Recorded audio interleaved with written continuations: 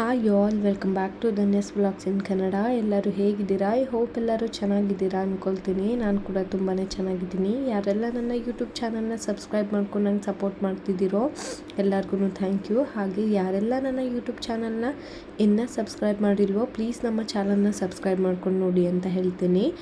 ಉದ್ದವಾಗಿ ಆರೋಗ್ಯವಾಗಿರುವಂತಹ ಕೂದಲು ಯಾರಿಗೆ ಬೇಡ ಹೇಳಿ? ಈ ವಿಡಿಯೋದಲ್ಲಿ ಯಾರಿಗೆಲ್ಲ ಹೇರ್ ಫಾಲ್ ಪ್ರಾಬ್ಲಮ್ ಇರುತ್ತೋ ಅವರೆಲ್ಲ ಈ ಎಣ್ಣೆನ ಒಮ್ಮೆ ಯೂಸ್ ಮಾಡಿ ನೋಡಿ, ನಿಮಗೇನೆ ಗೊತ್ತಾಗ್ಬಿಡುತ್ತೆ ಹೇಗೆ ಹೇರ್ ಫಾಲು ರಿಡ್ಯೂಸ್ ಆಗುತ್ತೆ ಅಂತ ಹೇಳಿ. ಬನ್ನಿ ಹಾಗಿದ್ರೆ ಯಾವ ಥರ ಪ್ರಿಪೇರ್ ಮಾಡೋದು ಈ ಆಯಿಲ್ನ ಅಂತ ನೋಡ್ಕೊಂಡು ಬರೋಣ. ಮೊದಲಿಗೆ ನಾನಿಲ್ಲಿ ಒಂದು 20-25 ದಳದಷ್ಟು ದಾಸವಾಳ ಎಲೆನ ತಗೊಂಡಿದ್ದೀನಿ. 2 ಮುಷ್ಟಿ ಆಗೋಷ್ಟು ಕರಿಬೇವಿನ ಸೊಪ್ಪನ್ನು ತಗೊಂಡಿದ್ದೀನಿ. ಫ್ರೆಶ್ ಆಗಿರೋದೇ ತಗೊಳ್ಳಿ. ಆದಷ್ಟು ತೊಳೆದು ನೀಟಾಗಿ ನೀರೆಲ್ಲ ಹೋಗೋವರೆಗೆ ಒದ್ರುಬಿಟ್ಟು ಬಟ್ಟೆಲಿ ಒರೆಸ್ಕೊಂಡು ಧೂಳು ಇಲ್ಲದೆ ಇರೋ ಥರ ನೀವು ನೋಡಿಕೊಂಡು ಕರಿಬೇವಿನ ಸೊಪ್ಪನ್ನು ಈ ಥರ ಬಿಡಿಸಿ ಇಟ್ಕೊಳ್ಳಿ. ನಮ್ಮ ಕೈಯಲ್ಲಿ 2 ಕೈಯಲ್ಲಿ ಇಟ್ಕೊಂಡ್ರೆ 2 ಮುಷ್ಟಿ ಆಗೋಷ್ಟು ನಾನಿಲ್ಲಿ ತಗೊಂಡಿದ್ದೀನಿ. ನೆಕ್ಸ್ಟು ನಾನಿಲ್ಲಿ ಬೆಟ್ಟದ ನೆಲ್ಲಿಕಾಯಿನ ತಗೊಂಡಿದ್ದೀನಿ. ನೀಟಾಗಿ ಈ ಥರ ತೊಳೆದು ಬಟ್ಟೆಯಲ್ಲಿ ಈ ಥರ ನೀರೆಲ್ಲ ಹೋಗುವ ಥರ ಒರೆಸ್ಕೊಂಡೇ ನಾವು ನೆಲ್ಲಿಕಾಯಿನ ಕಟ್ ಮಾಡಿ ಇಟ್ಕೊಬೇಕಾಗುತ್ತೆ. ನೀರಿನಂಶ ಇದ್ದಷ್ಟು ಎಣ್ಣೆ ಹಾಳಾಗೋ ಚಾನ್ಸಸ್ ಇರುತ್ತೆ. ಹಾಗಾಗಿ ನೀಟಾಗಿ ಈ ಥರ ಒರೆಸ್ಕೊಂಡು ತಗೊಳ್ಳಿ. ಚಿಕ್ಕ ಚಿಕ್ಕ ಪೀಸ್ಗಳಾಗಿ ಕಟ್ ಮಾಡಿ ಇಟ್ಕೊತೀನಿ ನಾನು ನೆಲ್ಲಿಕಾಯಿನ. ನೆಕ್ಸ್ಟ್ ನಾನಿಲ್ಲಿ ಒಂದು 10-12 ಸ್ಪೂನ್ ಆಗುವಷ್ಟು ಮೆಂತ್ಯ ಮತ್ತು ಕಪ್ಪು ಜೀರಿಗೆ ಅಂತ ಹೇಳ್ತಾರಲ್ವ ಅದು, ದಾಸವಾಳದ ಎಲೆ, ಈರುಳ್ಳಿ ಮತ್ತು ನಾನು ಕುದಿಸೋಕೆ ಬೇಕಾಗಿರುವಷ್ಟು ಎಣ್ಣೆ ಇಷ್ಟನ್ನು ತೆಗೆದು ಇಟ್ಕೊಂಡಿದ್ದೀನಿ. ನಂತರ ಒಂದು ಮಿಕ್ಸಿಂಗ್ ಬೌಲಿಗೆ ನಾವೇನು ಕಟ್ ಮಾಡಿ ಇಟ್ಕೊಂಡಿರ್ತೀವಿ ಅಲ್ವಾ, ನೆಲ್ಲಿಕಾಯಿ ಮತ್ತು ಕರಿಬೇವಿನ ಸೊಪ್ಪು ಇಷ್ಟನ್ನು ಹಾಕಿ ನೀಟಾಗಿ ನೀರು ಹಾಕ್ದೇ ತರಿಯಾಗಿ ರುಬ್ಕೊಂಡ್ರೆ ಸಾಕಾಗುತ್ತೆ. ವಿಡಿಯೋದಲ್ಲಿ ಈಗೇನು ತೋರಿಸ್ತಿದ್ದೀನಲ್ವ ಅಷ್ಟು ತರಿಯಾಗಾದರೆ ಸಾಕಾಗುತ್ತೆ. ನೀರು ಮಾತ್ರ ಸ್ವಲ್ಪನೂ ಟಚ್ಚೇ ಮಾಡಬಾರ್ದು. ನೀರು ಹಾಕ್ತೇ ನಿಧಾನಕ್ಕೆ ಸ್ಟಾಪ್ ಮಾಡಿ ರುಬ್ಕೊಂಡ್ರೆ ಇಷ್ಟು ಸಾಫ್ಟಾಗಿ ಬರುತ್ತೆ.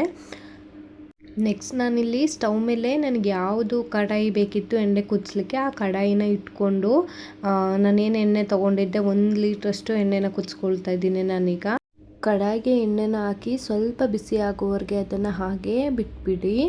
ಆಮೇಲೆ ಸ್ವಲ್ಪ ಬಿಸಿ ಆದಮೇಲೆ ನಾವು ಏನು ರುಬ್ಬಿ ಇಟ್ಕೊಂಡಿದ್ವಿ ಅಲ್ವಾ ಕರಿಬೇವಿನ ಸೊಪ್ಪು ಮತ್ತು ನೆಲ್ಲಿಕಾಯಿನ ಅದೆರಡನ್ನು ಹಾಕಿ ಮಿಕ್ಸ್ ಮಾಡಿಕೊಂಡು ಸ್ವಲ್ಪ ಬಿಸಿ ಆಗ್ತಿದ್ದಂಗೆ ಕಟ್ ಮಾಡಿ ಇಟ್ಕೊಂಡಿದ್ದಂತಹ ಈರುಳ್ಳಿನೂ ಕೂಡ ಹಾಕಿ ನಾನು ಒಂದ್ಸತ ಈ ಥರ ಮಿಕ್ಸ್ ಮಾಡ್ಕೊಳ್ತೀನಿ. ಅದಾದ ನಂತರ ದಾಸವಾಳದ ಎಲೆ ಮತ್ತು ದಾಸವಾಳದ ಹೂವು ಎರಡನ್ನೂ ಹಾಕಿ ನೆಕ್ಸ್ಟ್ ನಾನಿಲ್ಲಿ ಕಪ್ಪು ಜೀರಿಗೆ ಅಂತ ಹೇಳ್ತಾರಲ್ವ ಅದನ್ನ 4-5 ಟೇಬಲ್ ಸ್ಪೂನ್ ತೊಗೊಂಡಿದ್ದೀನಿ. ಅದಾದಮೇಲೆ ಮೆಂತ್ಯ ಕೂಡ ನಾನು ಒಂದು 100 ಗ್ರಾಮ್ ಮೆಂತ್ಯನ ತೊಗೊಂಡಿದ್ದೀನಿ.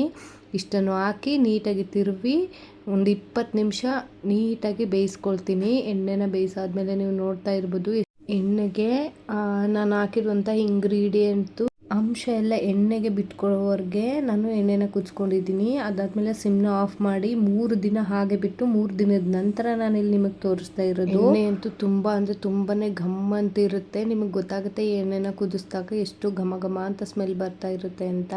3 ದಿನ ಆದ ನಂತರ ಒಂದು ನೀಟಾಗಿರೋ ಒಂದು ಬಟ್ಟೆನ ಹಾಕ್ಕೊಂಡು ಸೋಸ್ಕೊಳ್ತಾ ಇದ್ದೀನಿ. ಹೇರ್ ಫಾಲಿಗೆ ಅಂತ ಹೇಳಿ ಹೊರಗಡೆ ಸಾವಿರಾರು ರೂಪಾಯಿ ಖರ್ಚು ಮಾಡ್ಕೊಳ್ಳೋದಕ್ಕಿಂತ ಮನೇಲಿ ಈ ಥರ ನ್ಯಾಚುರಲ್ಲಾಗಿ ತಯಾರು ಮಾಡಿಕೊಂಡು ಟ್ರೈ ಮಾಡಿ ನೋಡಿ ಅಂತ ಹೇಳ್ತೀನಿ.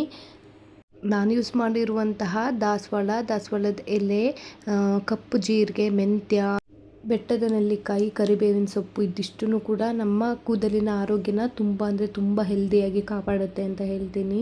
ನೋಡ್ತಾ ಇರ್ಬೋದು ನೀವು ಇಷ್ಟು ಪ್ಯೂರಾಗಿ ಬಂದಿದೆ ಎಣ್ಣೆ ಅಂತ. ಒಂದ್ಸತಿ ಈ ಥರ ನಾವು ಮನೇಲಿ ಪ್ರಿಪೇರ್ ಮಾಡಿ ಫಿಲ್ ಮಾಡಿ ಇಟ್ಕೊಂಡ್ಬಿಟ್ಟು ಅಂತ ಅಂದರೆ ಆಲ್ಮೋಸ್ಟ್ 6 to 8 ಮಂತ್ಸ್ ನಮಗೆ ಯೂಸ್ ಆಗುತ್ತೆ. ಇದು ತುಂಬ ಪ್ಯೂರಾಗಿರುತ್ತೆ. ಮನೇಲೇ ನೀವು ಪ್ರಿಪೇರ್ ಮಾಡ್ಕೊಳ್ಳಿ ಅಂತ ಹೇಳ್ತೀನಿ.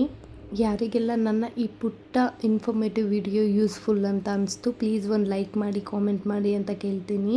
ಥ್ಯಾಂಕ್ ಯು ಆಲ್ ಇಲ್ಲಿವರೆಗೆ ಪೇಷನ್ಸಿಂದ ನನ್ನ ವಿಡಿಯೋನ ನೋಡಿದ್ದಕ್ಕೆ. ನಾನು ಸಿಗ್ತೀನಿ ಇನ್ನೊಂದು ಇನ್ಫಾರ್ಮೇಟಿವ್ ವಿಡಿಯೋದಲ್ಲಿ. ಅಲ್ಲಿವರೆಗೂ ಟೇಕ್ ಕೇರ್. ಬಾಯ್ ಎಲ್ಲರಿಗೂ.